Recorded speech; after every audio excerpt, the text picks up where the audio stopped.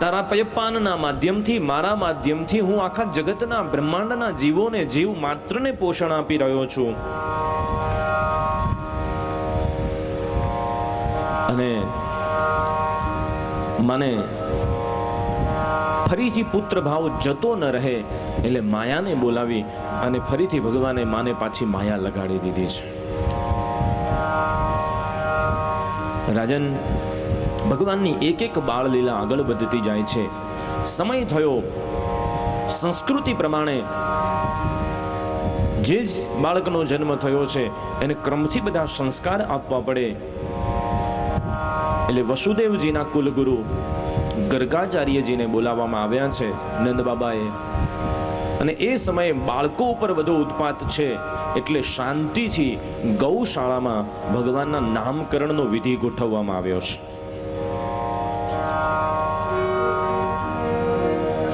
ષોડશ સંસ્કારના આપણા ક્રમ છે: ગર્ભાધાન, પુંસવન, અનવલોબન, શ્રીમંતોનય, જાતકર્મ, નામકરણ, બહિર્નિષ્ક્રમણ, દોલારોહણ, અન્નપ્રાશન, ચૌલ, મુંડન સંસ્કાર, ઉપનયન, વિદ્યારંભ અને સમાવર્તન, વાગદાન, વિવાહ અને અગ્નિ. આ બધા સંસ્કારો છે આપણા. પણ આજે ધાર્મિક વિધિને આપણે વ્યવહારિક વિધિ બનાવી દીધી છે. આજે ધાર્મિક વિધિ ધાર્મિકતાથી થતી જ નથી, એમાં બધી વ્યવહારિક વાતો આવી ગઈ છે.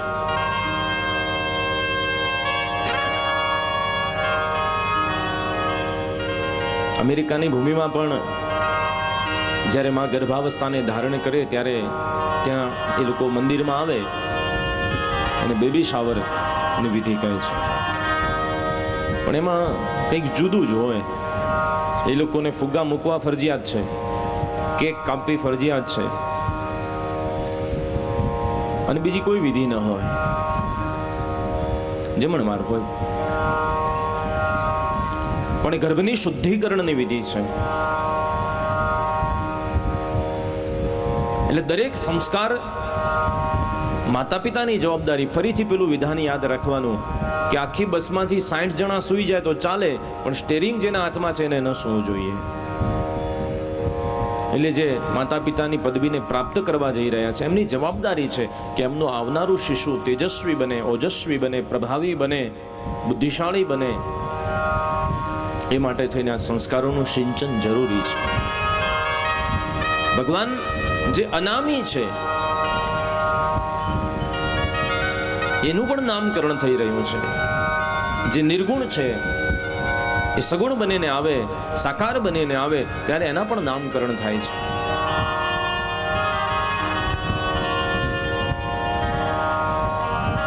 અને નામ છે ને એ સઅર્થ હોવા જોઈએ, સાર્થક હોવા જોઈએ.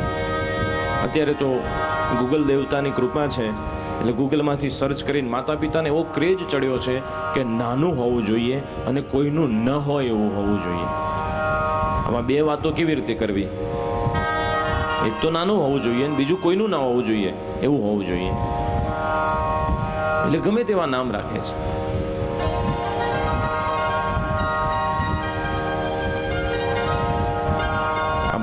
અમુક પેઢીના વડીલો બેઠા છે, એમને ખબર છે એમાંથી અમુકના નામ હશે કે પહેલાના સમયમાં બાળકના નામ ભગવાનના નામ ઉપરથી પડતા અને પાછળ ચંદ્ર શબ્દ લગાવો હતો કે ભાઈ સુરેશચંદ્ર, રમેશચંદ્ર, મહેશચંદ્ર. ખબર હશે. ચંદ્ર હતા ત્યાં સુધી શીતળતા હતી સમાજમાં. ચંદ્ર નીકળી ગયા પાછળ લાલ થઈ ગયા. રમેશલાલ ને મહેશલાલ ને છગનલાલ ને મગનલાલ, લાલ લાલ થઈ ગયા બધા. અને હવે તો એ બધું નીકળી ગયું. ભગવાનના નામ ઉપરથી તો ન જ રખાય.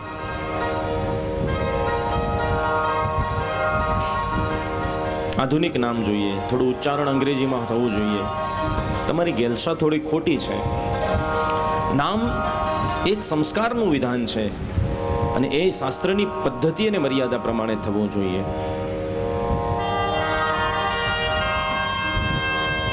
ચકાર નામકરણ ગૂઢો રહસી બાલયોહો.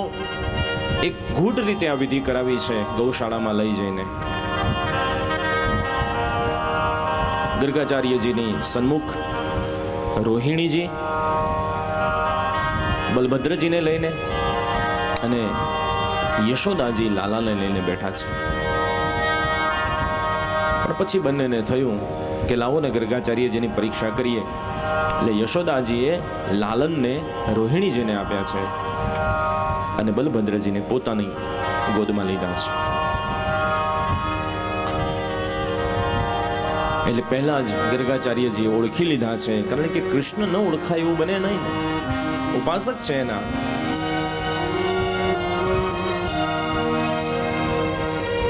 એટલે ગર્ગાચાર્યજી કહે છે, અયમ હિ રોહિણી પુત્રો રામાયણ સુમૃતો ગુણે. અયમ હિ રોહિણી પુત્રો રામાયણ સુમૃતો ગુણે. આખ્યાસે રામનીતિ, આખ્યાસે રામનીતિ, બલદિત્યાન બલમ વિદુ, બલદિત્યાન બલમ વિદુ. કહ્યું છે કે આ રોહિણીનો પુત્ર છે, આ જગતને આનંદ કરીને રમાડશે. એટલે રામ અને બલાધિક્યમ બલા વિદુહુ, ખૂબ બળવાન બનશે, બળશાળી થશે. એટલે એનું નામ બલ આપો છો, એટલે એનું નામ બલરામ પડે છે. બોલીએ શ્રી બલરામ ભૈયા કી. એ રોહિણી થકી જન્મ્યો છે, એટલે રોહિણીએ પણ કહેવાશે. માયાના શંકરષણથી અહીં ગર્ભમાં સ્થાપિત થયો છે, એટલે શંકરષણ પણ કહેવાશે. અને હવે વારો આપણા લાલાનો છે. શું કહ્યું? આસન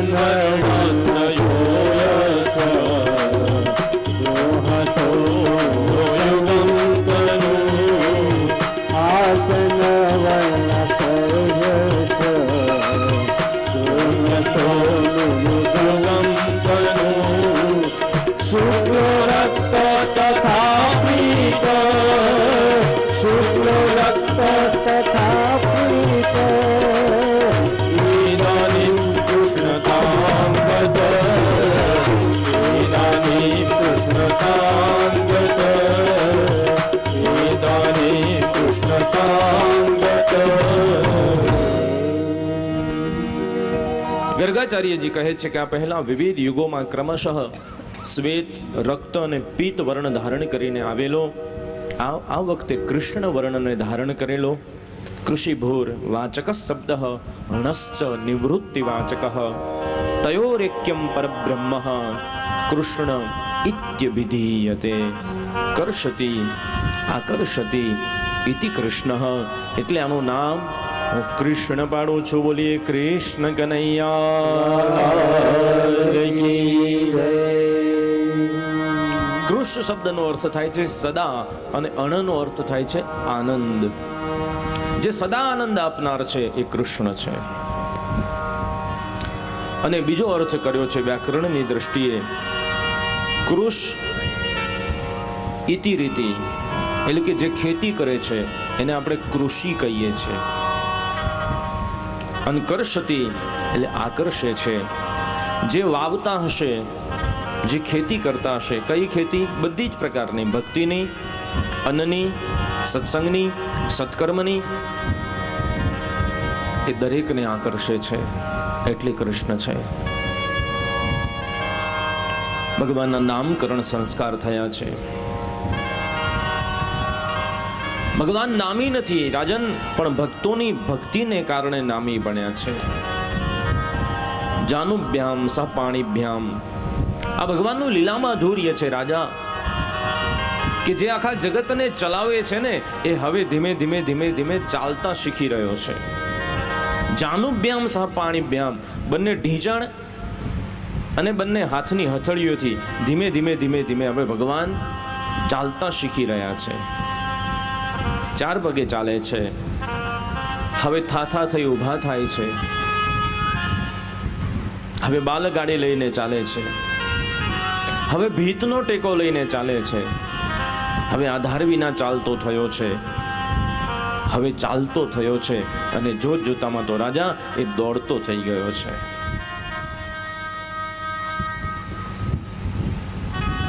હવે વાણી ફૂટી છે,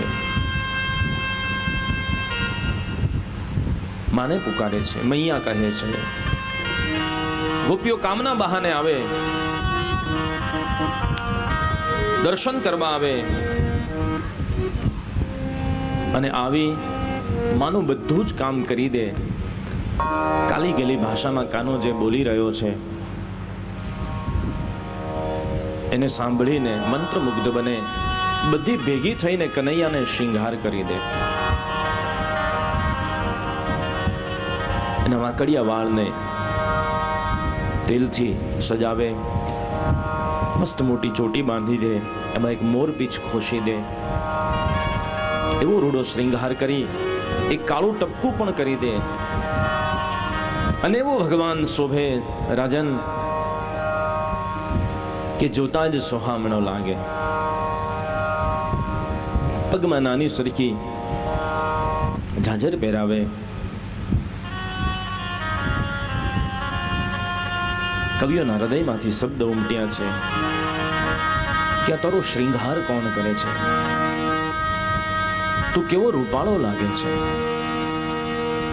આપણે પણ ગાઈએ છે ને, આવો એકાદી પંક્તિ ગાઈએ કે ઓહો રે કાન લાગે છે રૂપાળો. ચાલો આપો ભાઈ. ઓહો રે કાન લાગે છે રૂપાળો, ઓહો રે કાન લાગે છે રૂપાળો, ઓહો રે કાન લાગે છે રૂપાળો, ઓહો રે કાન લાગે છે રૂપાળો, લાગે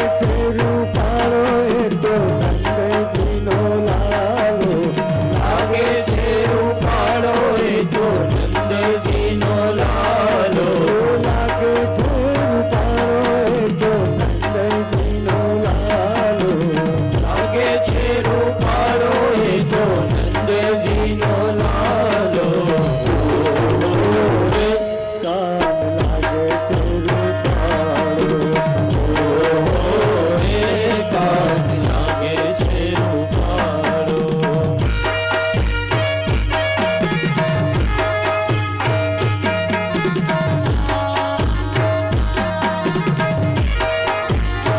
દેહો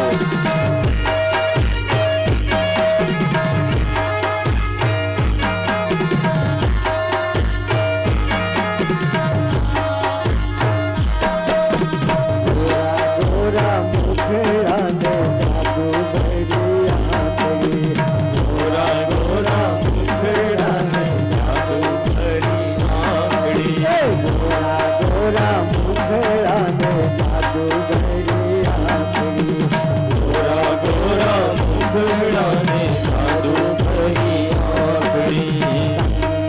શોભે છે એને વૈજયંતી માળા, શોભે છે એને વૈજયંતી માળા, એ ચડી એની બંસીને ચડી એની આંખો, ચડી એની બંસીને ચડી એની આંખો.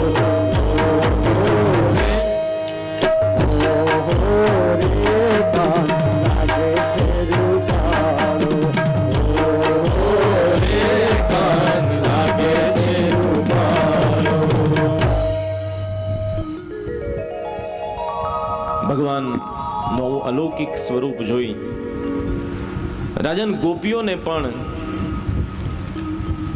અને દેવોને પણ આનંદ થાય છે. હવે ભગવાન દોડતા થયા છે, એટલે ભગવાનની સાચવવાની જવાબદારી વધી ગઈ છે. કારણ કે ભગવાન ગમે ત્યારે દોડી જાય, આંગણામાં ચરતી ઢેલ ચકલી મોર એને પકડવા દોડી જાય, ક્યારેક દોડતા દોડતા એની પાછળ પાછળ કાંટાની વાડ સુધી જતા રહે. અને ત્યારે માં કહે કે બેટા ત્યાં ન જતો, ત્યાં વાગી જાય. ત્યારે પૂછે માને કે માં ઢોલ વાગે એવું વાગે કે શરણાઈ જેવું વાગે?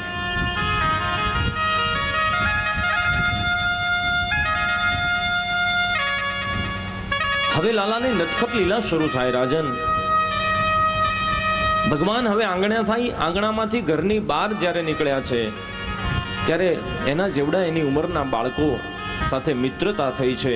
એને મિત્રો મળ્યા છે, જેમાં સ્તોક, સ્ત્રીદામા, મધુમંગલ, મનસુખ, આ બધા એના મિત્રો છે.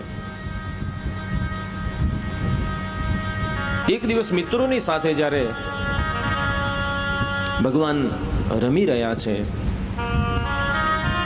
એમાં મનસુખને જોયો છે. બહુ પતળો છે મનસુખ. એટલે ભગવાને પૂછ્યું કે અલ્યા તારા ઘરે ગાય નથી? તો કે છે ને ઘણી બધી. તો કે મહી માખણ થતા નથી? કે લાલા બહુ થાય છે. તો કેમ ખાતો નથી? તો કે મારી માં આપતી નથી. કેમ નથી આપતી? તો કે બધું વેચવા માટે મથુરા જાય છે. કંસના રાજ્યમાં અનેક મોટા મોટા મલ રહે છે અને બધા મલને મલ્લયુદ્ધ કરવા માટે થઈ અને પોષણ જોઈએ, એટલે ગોકુળનું, મથુરાનું આ બધું જ મહી માખણ કંસની એ વ્યાયામ શાળામાં આપવામાં આવે છે અને જે થોડું ઘણું વધે છે એને વેચી દેવામાં આવે છે. એટલે ભગવાન કહે છે કે તો માંગી લેતા હોય તો પોતાના ભાગનું? કે માંગીએ છે પણ આપતા નથી. તો ભગવાને હવે ક્રાંતિ કરી છે બહુ મોટી. ભગવાન કહે છે કે ન મળે ને, માંગતા ન મળે તો લૂંટી લેવાનું, ચોરી લેવાનું. અને ગામના મુખીનો છોકરો હોય અને એ આવી વાત કરે એટલે બધા સહજ રીતે ડરી ગયા છે. એ કહે છે કાના કહેવું સહેલું છે, કરવું અઘરું છે, ચોરી ન કરાય. અને તારે તો ઠીક છે, કારણ કે નંદ બાબાને ત્યાં તો 9 લાખ ગાયો છે, તું થોડું આવું કરે. કાનો કહે છે કેમ ન કરું? ચલો આપણે એક કામ કરીએ, એક મંડળની રચના કરીએ અને એક સહકારી સંઘ મંડળી બનાવી. શરૂઆત ત્યાંથી થઈ કૃષ્ણ ભગવાન વખતે. અત્યારે ગામે ગામે છે. મંડળનું નામ આપવામાં આવ્યું ચૌર્ય વિદ્યા પ્રસારણ મંડળ. પ્રમુખ સ્થાને નંદજીનો દીકરો કૃષ્ણ કનૈયા એ પ્રમુખ છે. અને ગામમાં પછી ફોર્મ વેચવામાં આવ્યા કે ચૌર્ય વિદ્યા પ્રસારણ મંડળમાં જેટલા સભ્ય એટલા સભ્ય, બાકી આખું ગામ અસભ્ય. હવે કોને અસભ્ય થવું ગમે? એટલે બધાએ ઉમેદવારી નોંધાવી. અને ઉમેદવારી કેવી નોંધાવી ખબર છે? કે 7 વર્ષનો ગગો હોય ને એ પણ સભ્ય હોય અને એનો 32 વર્ષનો બાપો એમાં સભ્ય હોય. કારણ કે એને નથી મળતું, મને થોડી એમાં માખણ આપતી હશે. બધાએ સભ્યપદ નોંધાવ્યું અને બધાએ કહ્યું કે લાલા કામ કોઈ દિવસ કરેલું નથી, કેવી રીતે કરવું? તો ભગવાન કહે છે કે મારી પાસે એક મંત્ર છે, મંત્ર તમને આપું, એ તમારે બોલવાનો, એટલે પકડાઈએ નહીં. એટલે કે ચોરી કરવાનો? એટલે કે હા. એટલે ભગવાને મંત્ર શીખવાડે. પણ તમે ભલા થજો, લખતા નહીં હો. 2-4 જણાએ કાગળ ખોલ્યા. હા, એ ભગવાન વખતે કામ આવતો હતો, અત્યારે નથી આવતો.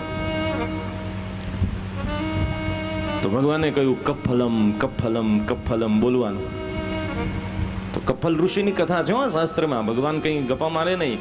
એ કફલની 3 પત્નીઓ હતી અને ચૌર્ય વિદ્યાની રચયિતા હતી. એટલે એ કફલ ઋષિને યાદ કરો તો ચોરી કરતા પકડાઈએ નહીં. આ ચોર વિદ્યા જે છે ને એ આપણા જે 32 લક્ષણો આવે ને એમાંની એક વિદ્યા છે પાછી.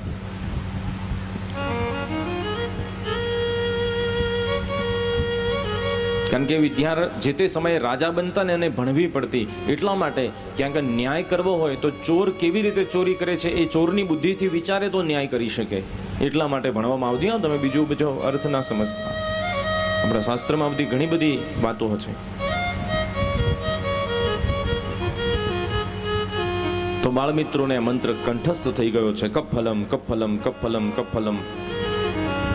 અને નાના પાયે શરૂ થયેલી આ મંડળીનું કામ ધીમે ધીમે ધીમે ગામ આખામાં વધવા માંડ્યું. હવે તો ઘરે ઘરે બધા ઓળખે છે કે હારું માખણ કોણ લઈ જાય છે.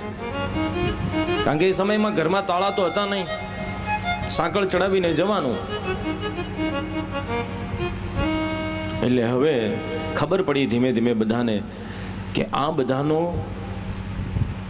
સરદાર જે છે એ આ યશોદાનો લાલો છે. એટલે આવે મા પાસે અને હવે ભગવાનની રાવ ફરિયાદ આવવા માંડી છે.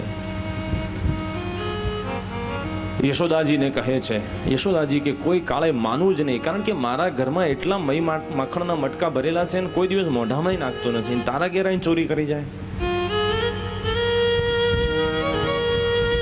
એટલે માખણની ચોરી કરે છે તો વાત ક્યારે માનવું નહીં. એટલે ગોપીઓ કે છે કે ચલો એ વાત ન માનો તો બીજી તો માનો. તો કે બીજી શું ફરિયાદ છે? તો કહે છે કે વત્સાન મુંચક ક્વચિત સમયે ક્રોશ સંજાત હાસહ. માં મઈ માખણ ખાઈ જાય એનો વાંધો નથી, પણ ગાય દોવા જઈએ ને પહેલા તો એને વાછરડું છોડી દીધું હોય, વાછરડું બધું ધાવી જાય પછી દોઈએ શું? વત્સાન મુંચા વાછરડા છોડી મૂકે છે.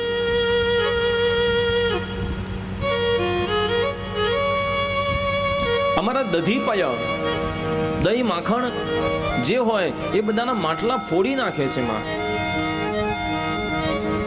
હું યમુના જતી હતી ને મથુરા, તો એ ક્યાંક ઝાડમાં છુપાયેલો હશે અને પાછળથી એને મને એવો કંકર માર્યો છે કે મટલી ફૂટી, એમાંથી દૂધની ધારા મારા શરીર ઉપર થઈ અને પાછળથી મેં જોયું કે આવું કેમ થયું. તો એ દૂર ઊભો ઊભો હસતો હતો અને કહેતો હતો કે ગોપી, આ તો પયસ્નાનમ સમર્પયામી, તને દૂધનો અભિષેક કરું છું. બીજી ગોપી કહે, માં એનું તો દૂધ ઢોળી નાખ્યું, મારું તો ઘીનું માટલું ફોડી નાખ્યું અને બધું ઘી મારા માથે રેડાણું. ભૂતિયા તળાવની માટી 3 દિવસ શરીરે ઘસીને ત્યારે ચીકણાશ ગઈ. અને પાછી હું એને કહેવા ગઈ ત્યારે કહેતો હતો કે તું કોઈ દિવસ નાતી નથી ને એટલે તને ઘીનો અભિષેક કર્યો.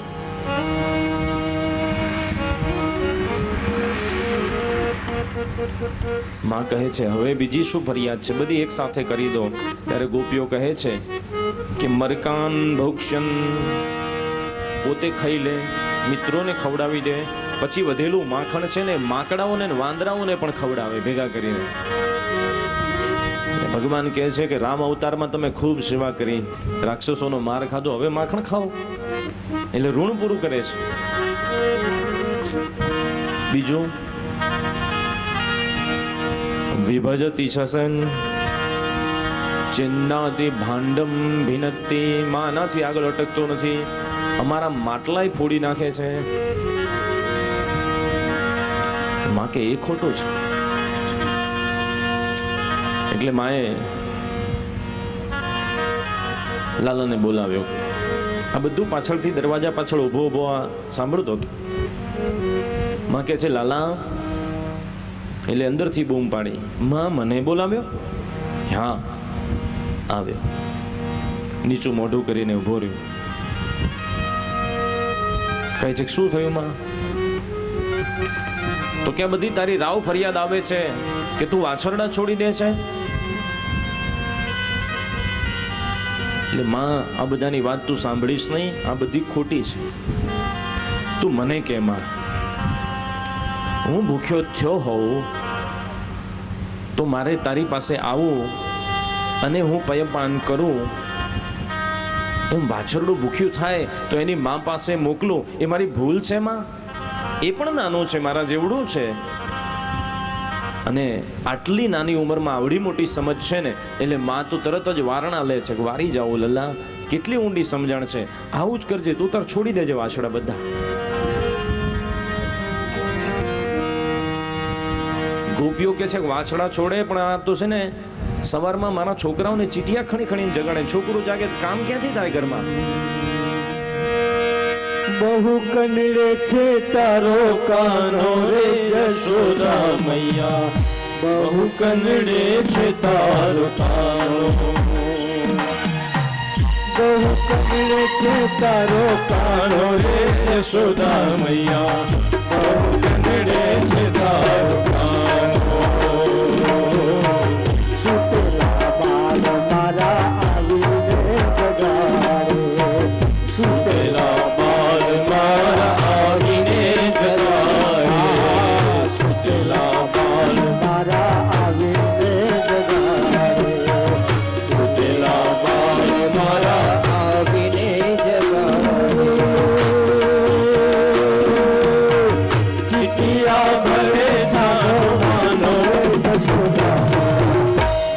કનડે છે તારો કાનો,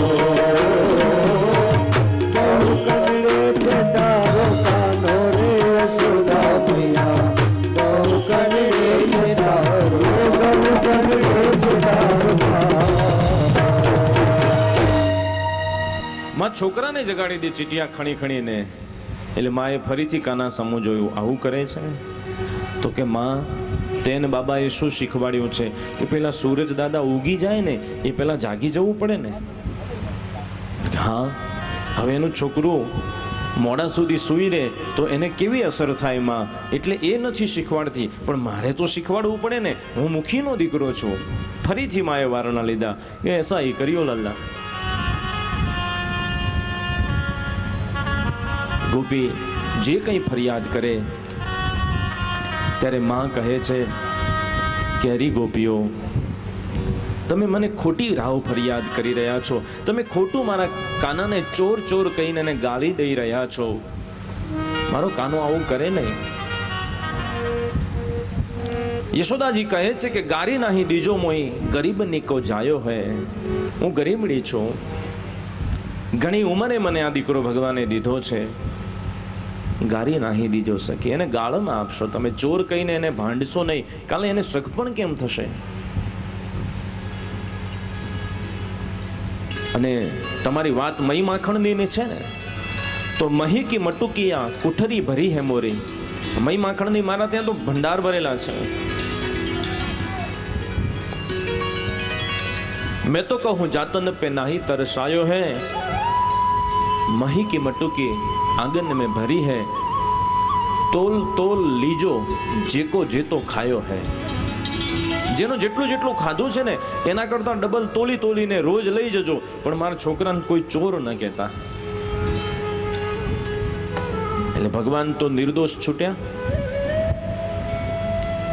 ગોપીઓનું ટોળું ગયું, કારણ કે માએ કહી દીધું કે જે દિવસે રંગે હાથે પકડો એ દિવસે આવજો, બાકી હું ભરોસો કરું નહીં.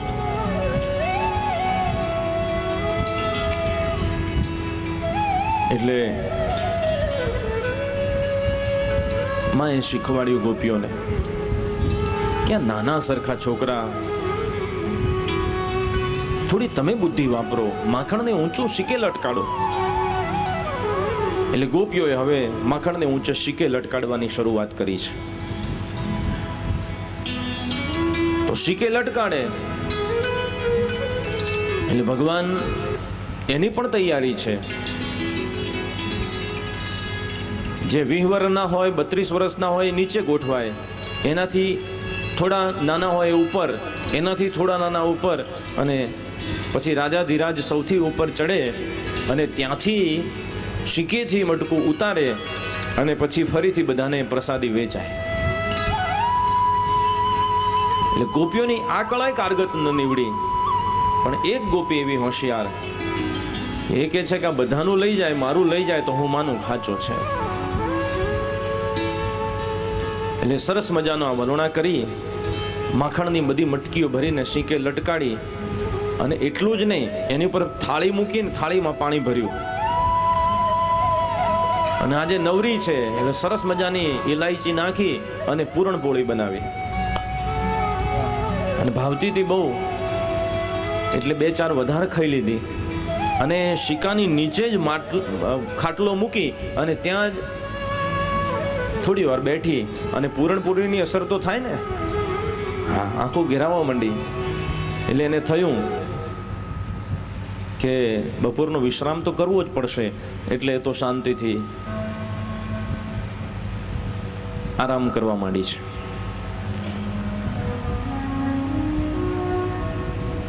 આપણી સભામાં મારા પૂજ્ય દાદા જયશંકર દાદા પધારી રહ્યા છે. તાળીઓના નાદથી આપણે એમનું સ્વાગત કરીશું.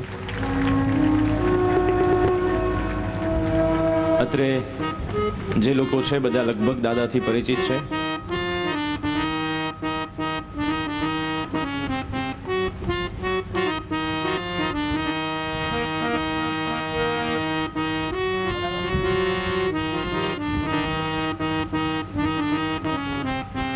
આજે હું એવું કહી શકું કે મારું અસ્તિત્વ અને વ્યક્તિત્વ ના જે ઘડવૈયા છે એ મારા દાદા છે, અત્રે ઉપસ્થિત છે. અને મારું ભાગ્ય છે આજે કે હું એમની સન્મુખ બેસી અને કથા કરી રહ્યો છું.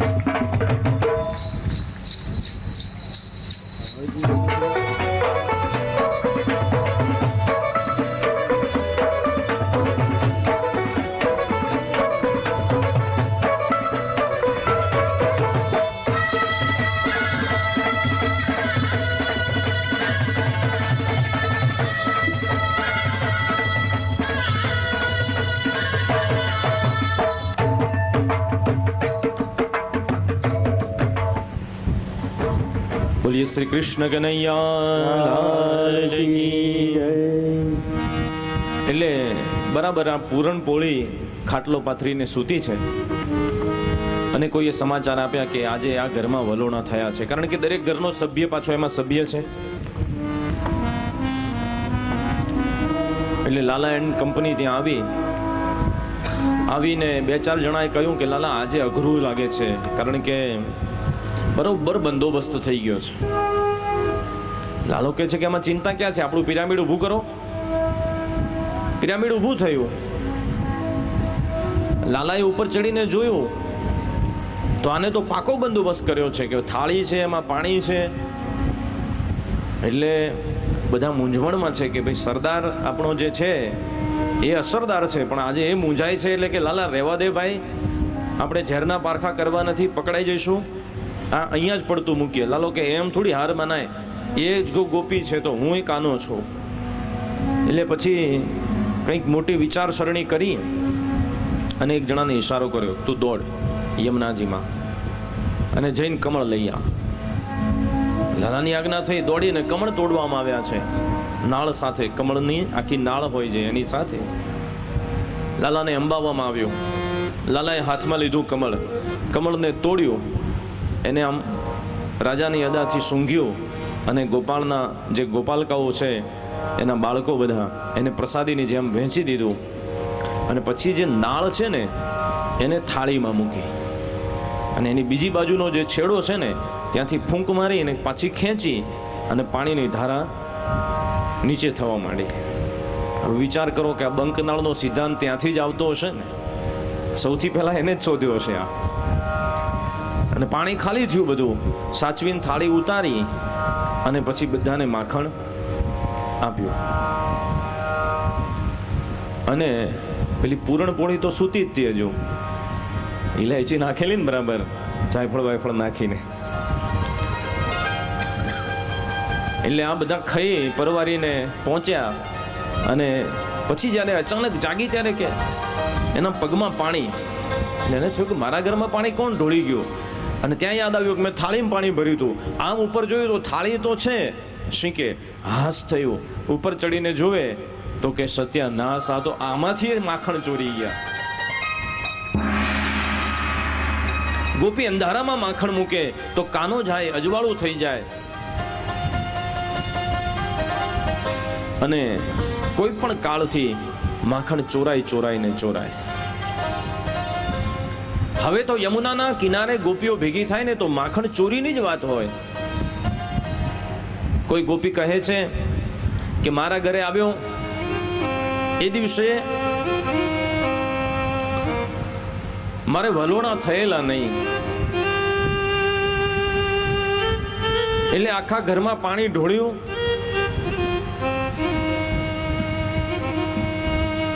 અને વાછરડા છોડી ગાયોને ધવડાવીને જતા રહ્યા. કોઈ ગોપી કહે છે કે યમુનાના તટે અમે વાત કરતી હતી, 2 જણી વાતમાં એટલી મગ્ન બની ગઈ કે ક્યારે આવીને ચોટલો આ 2 બાંધી ગયો ખબર જ ન પડી. જ્યારે અમારી વાતો પૂરી થઈને અમે ઊભી થઈને તો હામાં ખેંચાણા.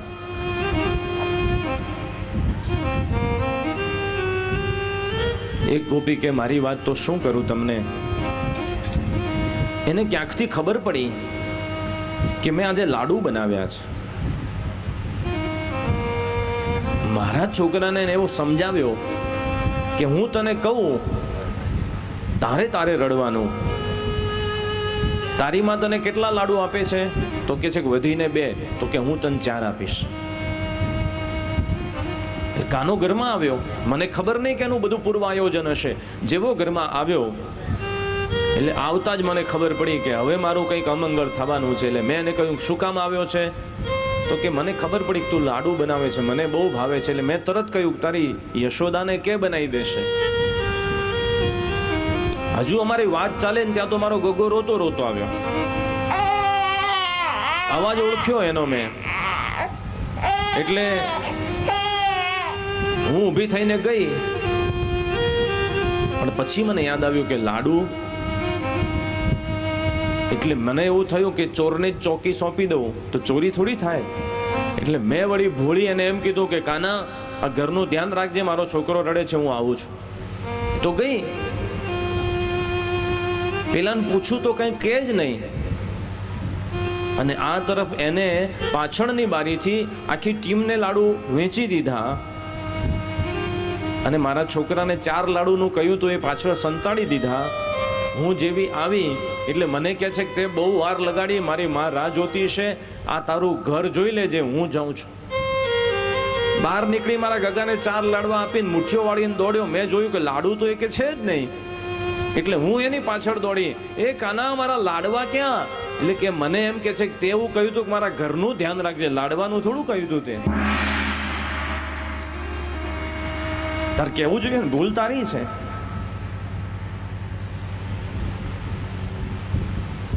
એટલે બીજી ગોપી કહે છે કે મેં એની માને બહુ ફરિયાદ કરી, મારે તો બહુ માઠું પરિણામ આવ્યું. એટલે બધી કહે છે કે અમે તો અમારી વાત કરી, તું તારી તો કે. એટલે કે વચન આપો કોઈને કહેશો નહીં તો કહું. બધી કે વચને બંધાણી કોઈને નહીં કહીએ. તો કે એક દિવસની વાત છે, વલોણું મોટું હતું, તે મેં વળી તારા ભાઈની મદદ લીધી. અમે હામાં વલોણા કર્યા, માખણની શીકે લટકાવ્યા બધા માખણ. અને એ દિવસે એમને રોટલા બહુ ભાવે, તે રોટલા રીંગણાનો ઓળો બનાવીને જમણ્યા. અને પછી અમે થાક્યા હતા, તે થોડા આડા પડખે થયા. ક્યારે આંખ લાગી ગઈ ખબર નહીં. આ મું આવ્યા, માખણ ખાઈ ગયા અને કંઈક સૂજ્યું ને, તે તારા ભાઈએ ચાતુર્માસમાં દાઢી વધારી હતી ને, દાઢીને મારા ચોટલાને બાંધ્યો અને વડવાઈનું દૂધ ચોપડીને જતા રહ્યા. હવે આંખ ખુલે ને એ પહેલા તો બધા દરવાજો ખખડાવે. કારણ કે હું આખા ગામમાં જઈને કહી આવ્યા કે મારા ઘેર સત્યનારાયણની કથા છે ને પ્રસાદ ખાવાનું આમંત્રણ છે. હવે દરવાજો ખખડ્યો ને આંખ ખુલી. હવે હું જાગીને તો પાછળથી તારા ભાઈ રાડ દે કે એ ક્યાં જાય છે, મને લેતી જા. મેં કીધું તમે મારી વાહે કેમ આવો છો? તો કે તારી દાઢીને મારો ચોટલો ભેગો બાંધેલો છે. એમને તો એ દિવસથી સંકલ્પ કર્યો કે ચાતુર્માસ રહેવું પણ દાઢી નહીં રાખવી.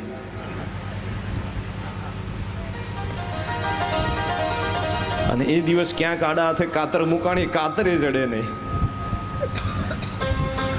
કાતર જડી એના પછી અમારો ઝઘડો, એ કે મારી દાઢી ઉપર ન મૂકવા દઉં, હું કહું મારા ચોટલા ઉપર ન મૂકવા દઉં. અને બાર બધા સત્યનારાયણના પ્રસાદ માટે રાડ નાખે. દરેક ગોપી કહે છે કે એની શું વાત કરીએ. પણ એમાં પ્રભાવતી નામની એક ગોપી છે, એવું કહે છે કે તો તમે બધી ઢીલી પડો છો, જો મારા હાથમાં આવે ને તો હું એને દિવસે તારા દેખાડી દઉં. એટલે પ્રભાવતીના આ વટના સમાચાર કાનાને મળી ગયા. અને જે દિવસે વલોણું થયું એટલે એના દિયર હતા ને ટીમમાં હતા, એને કહી દીધું.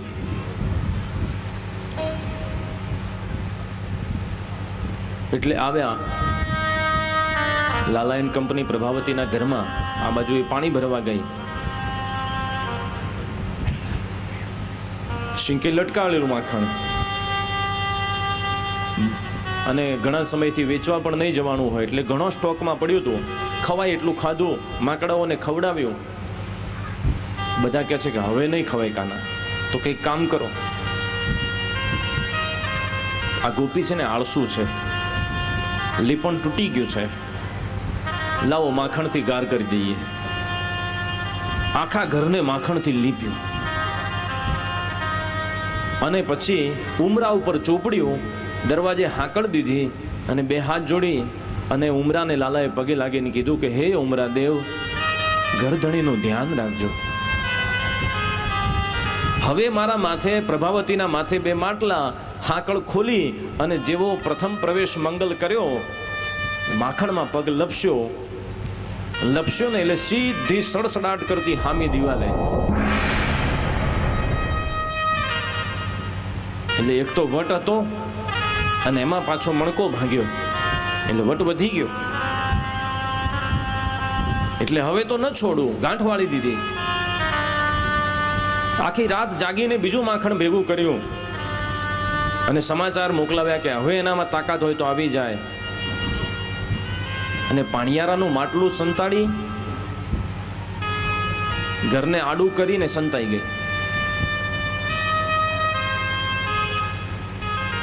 લાલાએ તપાસ કરાવરાવી કે જુઓ, એટલે કે લાગે છે કે યમુના એ પાણી ભરવા ગઈ છે. કંપની ઘૂસી પાછી ઘરમાં. આજે શીકું ખૂબ ઊંચું બાંધેલું હતું એટલે પિરામિડ થયો. જેવો પિરામિડ થયો અને માખણ સુધી લાલાનો હાથ પહોંચે અને બરાબર મોઢામાં લીધું એટલે મુખ માખણ વાળું થયું, હાથ માખણ વાળા થયા, પુરાવો થઈ ગયો. એટલે પ્રભાવતી તરત પ્રગટી અને પ્રગટીને જેવો દરવાજો ખોલ્યો એટલે પેલો જ દિયરને જોયો એટલે કે મુવા તારી તો પછી વાત છે. પ્રભાવતી આવી એમ શબ્દ સાંભળ્યો ને એટલે આખા પિરામિડમાં જેટલા હતા ને બધા મુઠ્ઠીઓ વાળીને નાઠા, પણ સરદાર ઉપર મટકું પકડીને ઉભા થાય એટલે લટકી ગયા. બધા દોડ્યા, કૃષ્ણ શીખે લટક્યા. એટલે પ્રભાવતી કહે છે કે આ ઠીક છે, આખા ગામને ભેગું કર્યું તું જો. હવેલીમાં બધા દર્શન લોકોએ કર્યા હશે પણ ઠાકોરના આ દર્શન કોઈએ નહીં કર્યા હોય હિંડોળાના. આજે આખા ગામને દર્શન કરાવવાના. એટલે કાનો કહે છે કે પ્રભાવતી પેલા લોલકની જેમ હું લટકું છું, તું મારી માને જઈને બોલાવી આવે અને હું ઉતરી પણ જવું એવું એ બને, પણ તારો મૂળ હેતુ મારી મા પાસે મને માર ખવડાવવાનો છે ને. પ્રભાવતી કે ચોક્કસ. તો કે તું મને ત્યાં લઈ જાય કે માં અહીં આવે એક જ છે ને, એક કામ કર તું મને ત્યાં લઈ જા. એટલે પ્રભાવતી કે તો ઉતર. તો કે આટલે ઊંચે બાંધ્યું હું કેમ ઉતરું, તું મને ઝીલજે ને તો તારા હાહુ ના હમ છે. અને પ્રભાવતીએ ઝીલ્યા ભગવાનને ઉતાર્યા. એટલે પ્રભાવતી કહે છે કે તને પડવા દીધો હોત ને તો સારું હતું, ખબર પડે કે પછડાયા પછી કેવું દુખે છે. આખી રાત ગોટા શીખી શીખીને લગાયા તારે ઠેકાણે થયું છે મારું. હવે પ્રભાવતી ક્રોધમાં છે. ગુસ્સાથી લાલાનો હાથ પકડ્યો અને નંદાલય તરફ નંદરાણીને રાડ નાખતી જાય છે. ગામ આખાને કહેતી જાય કે તમે ન કરી શક્યા એ મેં કર્યું. આજે આ ચોરને મેં રંગે હાથ પકડ્યો છે, આજે તો પુરાવા સાથે છે. અને કાનો જ્યાં મુખ લૂછવા જાય ને એ લૂછીશ નહીં, એને પુરાવો છે રાખ.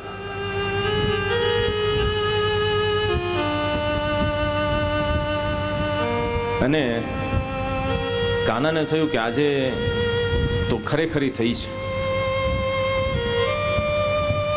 પાછળ ટોળું છે, બધા કહે છે પ્રભાવતી છોડી દે, અમે પણ ખાધું છે, હવે ભૂલ નહીં કરીએ. કૃષ્ણ કહે છે ચિંતા ન કરશું. મધુમંગલ કહે છે કાના અમારી ભૂલ છે, અમારે તપાસ કરવી જોઈતી હતી કે એ ખરેખર ગઈ છે કે નથી ગઈ, અમારા લીધે તને શિક્ષા થશે. કાનો કહે છે કે હજુ પહોંચવા તો દો. અને બરાબર ગામની વચ્ચેથી જાય છે ને ત્યારે ગામમાં અમુક જગ્યાએ વડીલો બેઠા હોય ને એમાં પ્રભાવતીના સસરા બેઠા હતા. એટલે કાનાની નજર ગઈ. કાનો કે આ તો બરાબર છે, કારણ કે સમય હતો, વડીલ હોય તો ઘૂમટો તાણવાનો. એટલે તરત જ એને કીધું કે બાબા જય શ્રી કૃષ્ણ, પ્રભાવતી તારા સસરા બેઠા છે. અને પ્રભાવતી સસરાનું સાંભળ્યું ને એટલે હાથ છોડીને આમ ઘૂંટો તાણ્યો અને પાછો જ્યાં હાથ પકડવા જાય ત્યાં કાનાએ હાથ બદલીને એના ગગાનો પકડાઈ દીધો. ઘૂંટો તાણેલો છે એટલે કઈ ખબર પડે નહીં, હાથ પકડીને પ્રભાવતી આગળ. આ તરફ કાનો કે પેલા એના મંડળને કે તમારે કશું કરવા નથી, હવે જે કરીશ હું કરીશ. બરાબર ખેસથી હાથ મોં લૂછી અને પાછળની બારીથી ઘરમાં જઈ અને શાંતિથી બેઠો અને બગાસા ખાતા ખાતો બહાર નીકળ્યો. એટલે માં કે આ ક્યારે ઘરમાં ગયો હશે? કે કાના તું ઘરમાં જ? માં તો ક્યારનો સૂતો છું હું. તાર કંઈ કામકાજ હોય તો કહેજે, આજે મારે કામ નથી કશું, હું ઘરમાં જ છું. એટલે માં આજે કંઈક વલોણા કરતી હશે, મૂડમાં હશે. એટલે કાનો કે માં, મારે તને એક વાત કરવી છે. બોલ ને બેટા. માં ખરેખર તું માને ન માને, તું નથી જ માનતી, પણ હું ચોરી નથી કરતો. પણ આ બધી ગોપીઓ છે ને એ મારું નામ ખોટું લે છે. અને એમાં પેલી પ્રભાવતી નામની ગોપી છે ને એ તો મારું નામ લે ને ત્યાં સુધીમાં મને વાંધો નથી, પણ એમ કે છે કે યશોદાનો લાલો ચોરી કરે છે. એ તારું નામ લે ને એટલે મને બિલકુલ ગમતું નથી.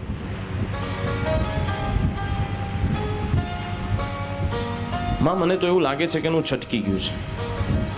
એટલે હું તો તને એવું કહું છું કે ગમે ત્યારે ફરિયાદ કરવા આવી શકે, હાથમાં એકાદી નાની સરખી લકડી રાખવી તારે. કારણ કે લાલાને ખબર છે કે હમણાં વાગતું વાગતું જાન આખી ગાંગણે આવવાની છે. અને માની આગળ બેસીને મીઠી મીઠી વાતો કરે છે. ત્યાં તો આંગણામાં સાદ આવ્યો. એ નંદરાણી. યશોદાજી કહે છે કે હા, એ બહાર આવો. આ રોજ તમે કહો છો ને કે મારા છોકરાને રંગે હાથ પકડી લાવો, એ ન કરે, ન કરે, ન કરે. આજે જોજો તમારા છોકરાને હું રંગે હાથે પકડી લાવી છું. એને ચોરી કરી છે, એનું મોઢું જુઓ માખણવાળું, એના હાથ જુઓ માખણવાળા, એના કપડાં જુઓ માખણવાળા છે. અને ન વિશ્વાસ આવતો તો લો જુઓ. એમ કરીને ઘા કર્યો ને પેલો ગગો 2-3 ગડલિયા ખાઈ ગયો. એટલે કાનો અંદરથી માને કહે છે કે જોઈને માં હું કહેતો તો નાનું, હું અહીં બેઠો છું ને મારા નામે કોકને મારે છે. માં હશે. પ્રભાવતીને થયું કે આટલી ફરિયાદ કરું છું તોય નંદરાણી હસે છે, શું છે? નંદરાણી કહે છે કે નંદ બાબા નથી, તું આ ઘૂમટો કાઢી લે પહેલા. અને જ્યાં ઘૂમટો કાઢ્યો ને તો પેલો ધૂળ ખંખેરતો ગગો જોયો. અલા તું ક્યાંથી? અને ત્યાં તો સામે કાનો જોયો. એ કાનો કે પ્રભાવતી માસી જય શ્રી કૃષ્ણ, કેમ છો? પ્રભાવતીએ મનમાં વિચાર્યું કે માનો ન માનો આ મુવો સસરો ભીટકાણો ને એમાં હાથ બદલાઈ ગયો છે. એના પછી બધી પ્રભાવતીઓએ સસરાનું ઓઢવાનું ઓછું કરી નાખ્યું.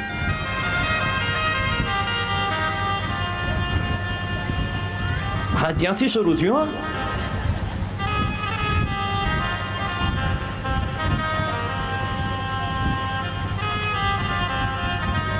બડો આનંદ ભયો હૈ. દરેક ગોપી પાસે કંઈક નવી રાવ ફરિયાદ છે. પણ જ્યારે પ્રભાવતી બહાર નીકળી છે ત્યારે કાનો કહે છે કે પ્રભાવતી કેવું રહ્યું, પણ ધ્યાન રાખજે, આ વખતે તો તારો છોકરો હતો, બીજી વાર નામ લીધું ને તો તારો ધણી હશે. હા,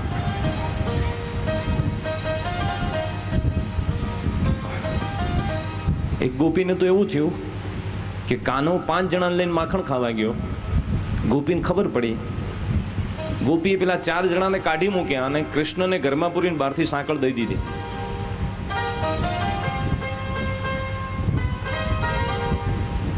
કારણ કે એને ખબર હતી કે પ્રભાવતી ત્યાં લઈને ગઈ ને એમાં કાનો બદલાઈ ગયો હતો, એટલે કાનાને ઘરમાં પૂરી દીધો. અને એ યશોદાને બોલાવા ગઈ કે હવે તમે મારે ઘરે આવો, જો તમારો ચોર મેં પૂર્યો છે. અને એટલી બધી ભાગ્યશાળી ને કે કોઈ દિવસ ના આવે ને દિવસે એનો ઘરવાળો ઘેર આવ્યો. જે બી હાકળ ખોલીને એટલે કાનો બહાર ને પેલો અંદર. પેલા સમજણ ન પડી કે મારા ઘરમાં મને કોણ પૂરીને જતું રહ્યું છે. અને જ્યાં ગોપીઓનું ટોળું યશોદાના નેતૃત્વમાં આવ્યું કાનાને પકડવા, હાકળ ખોલીને તો પેલો પેલી ઉપર રઘવાયો, કોણ પૂરીને જાય મારા ઘરમાં મને?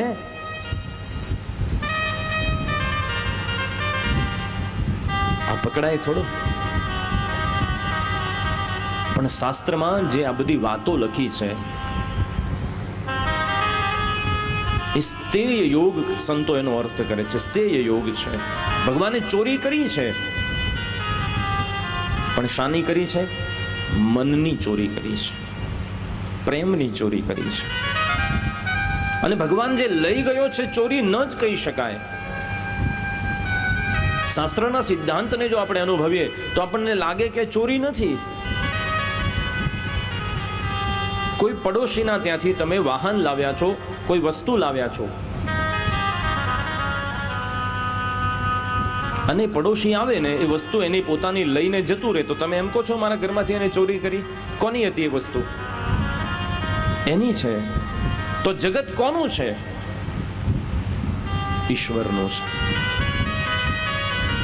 એ જગતમાં જીવવાની ક્ષમતા, શક્તિ કોણ આપે છે? ઈશ્વર આપે છે. એ વસ્તુ પદાર્થનો રચયિતા એ છે. એ તો આપણને ભોગવવા આપે છે સાહેબ. એનું છે ને એ લઈ જાય. આપણે ખાલી ગાવામાં સમજ્યા છીએ કે તેરા તુજકો અર્પણ, ક્યાં લાગે મેરા, પણ એ લઈ જાય ને એ દિવસે આપણે માથે હાથ દઈને રડીએ છીએ. પણ ગોપીઓ રડી નથી,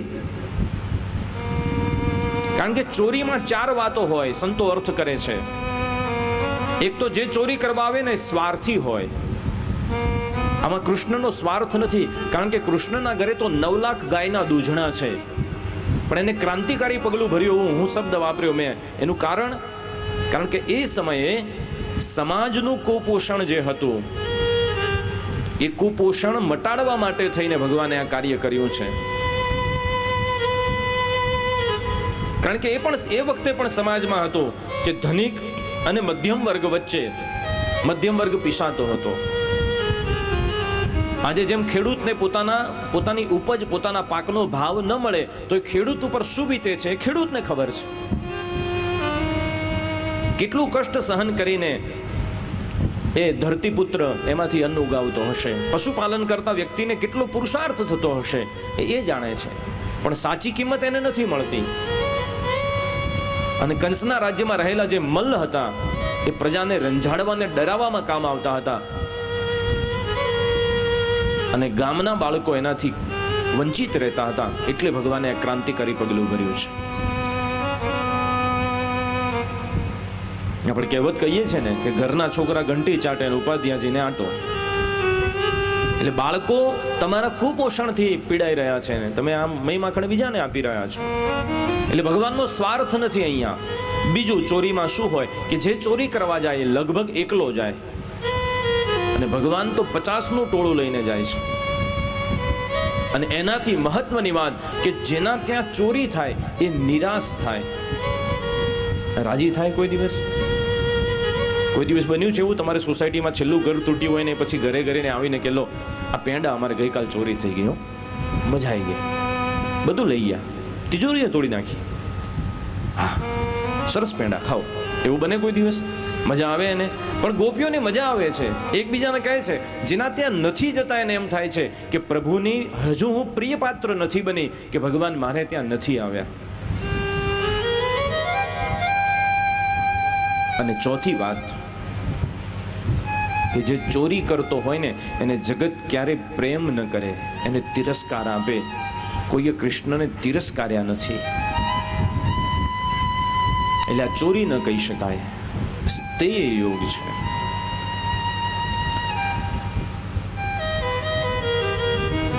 કબીરસ્ખાન લખે છે કે શેષ મહેશ ગણેશ સુરેશ જાહી નિરંતર ગાવે, જાહી અનાદિ અનંત અખંડ અભેદ્ય સુવેદ્ય બતાવે.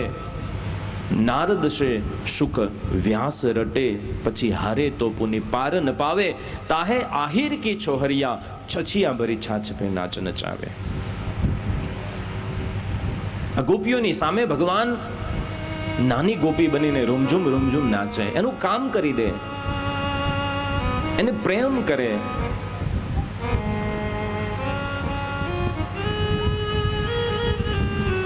આ ભાવ છે ગોપીઓનો.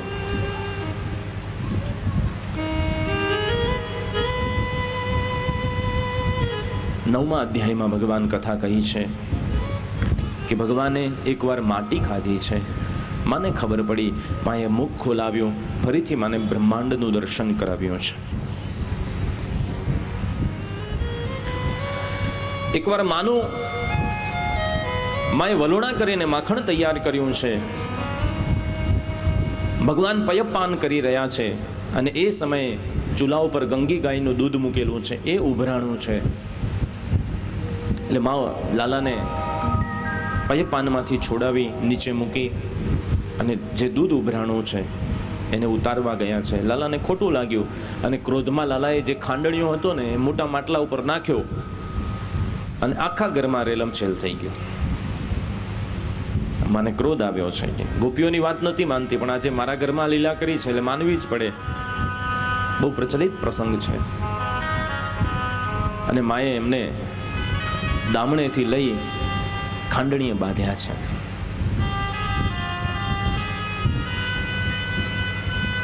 ભગવાનના ઉદર ઉપર એ દામણાની નિશાની પડી એટલે ભગવાનનું એક નામ ભક્તો દામોદર પણ કહે છે.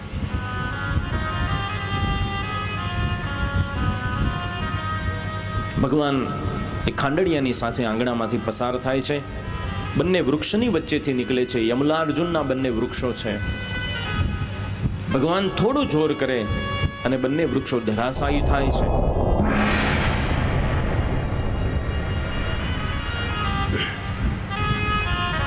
પરીક્ષિતજી મહારાજ પ્રશ્ન કરે છે કે આ બંને દિવ્ય પુરુષો જે એમાંથી પ્રગટ્યા એ કોણ છે? કહે છે કે નલ, કુબેર અને મણિગ્રીવ નામના બે ગંધર્વ છે. નારદજીના શ્રાપથી એમને વૃક્ષ થવું પડ્યું હતું. જો સંતના શાપમાં પણ આશીર્વાદ હોય છે કે નારદજીએ શ્રાપ આપ્યો પણ કેવા ઝાડવા થવાનો આપ્યો? નંદના આંગણાના ઝાડવા થવાનો શાપ આપ્યો કે જેનો ઉદ્ધાર કરવા માટે ભગવાનને લીલા કરવી પડી છે. આ બધી કથાઓની પાછળના કંઈક સંદેશ છે કે નલ, કુબેર અને મણિગ્રીવ જે છે એ બંનેને પોતાના રૂપ અને સંપત્તિનો ખૂબ અભિમાન છે.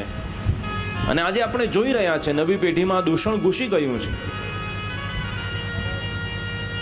અને જ્યારે એ અવસ્થામાં એ વ્યક્તિ હોય છે ત્યારે સાર અસારનો વિવેક ભૂલી જાય છે. ખોટી વ્યસન, ખોટી ફેશનમાં તણાય છે અને આગળ જતા એની એ જે ભૂલ એને સમજાય ત્યાં સુધીમાં તો બહુ મોડું થઈ ગયું હોય. પણ નારદજી જેવા સંત મળે તો સદગુરુ ઉદ્ધાર કરી શકે છે. સુખિયા માલણની કથા કહી છે કે સુખિયા માલણને ભગવાને સનાથ કરી છે. ઘણી બધી કથાઓ સમજવા જેવી છે, પણ આપણે જવું છે ગોવર્ધન લીલા સુધી.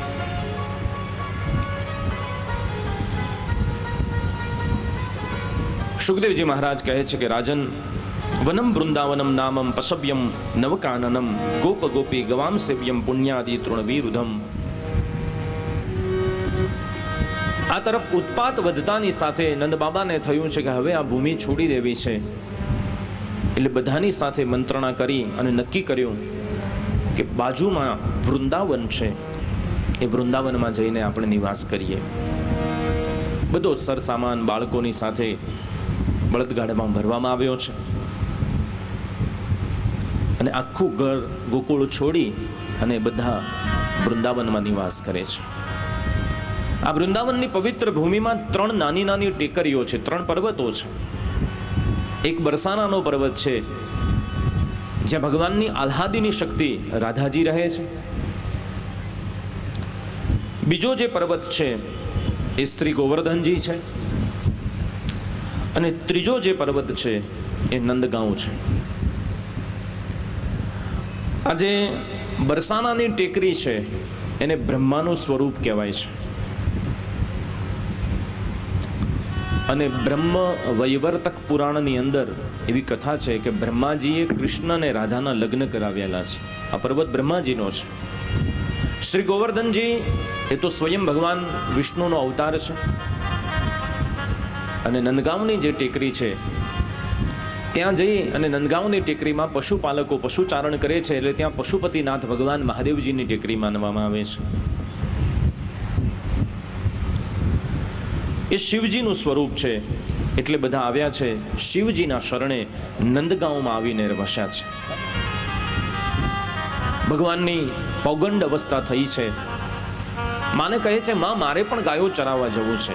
માં કહે છે કે હજુ તારી ઉંમર નથી, તું વાછરડા જેવડો છે એટલે વાછરડા ચરાવવા જઈ શકે.